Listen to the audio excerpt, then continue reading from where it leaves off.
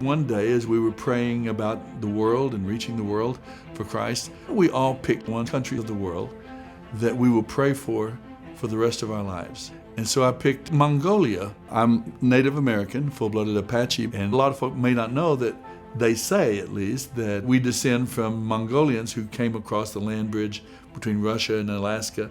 Whether that's true or not, I don't know, but it caught my imagination, and I thought, well, I'm going to pray for Mongolia.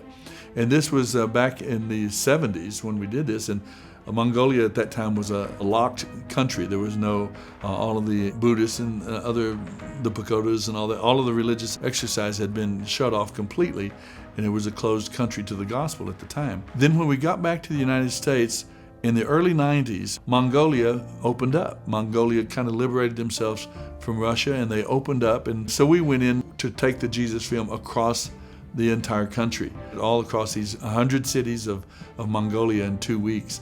And it was just an astounding experience. And two things happened. One is I took my Native American buckskins and my guitar, and in a matter of about an hour after I started, there were somewhere around 5,000 people in the stands. And behind the stands were just hundreds of people sitting out on their balconies as well looking. And later on, they told me when I got back to the room that was the largest presentation of the gospel, the largest religious event in modern Mongolian history. Who would have ever thought, this little Indian boy from the orphanage, and years later and in Mongolia, sharing the gospel. And when you're going and talking to people who have never heard the gospel, the Bible had not been translated into Mongolian as yet, not the Old Testament. They had New Testaments, so they were handing out New Testaments in Mongolian to a little village in the mountains there. And we set up to show the Jesus film that evening.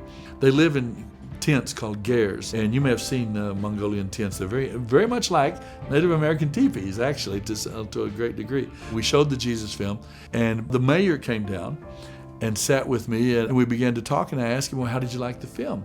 What did you think of the message? And he stood, he had a blanket around him, pulled his blanket around, and says, all my life I have searched for God. And when he said that, he waved his hand across the sky, the beautiful starry sky of Mongolia. All my life I've searched for God, he said. And he said, tonight I finally met him. And I learned his name was Jesus.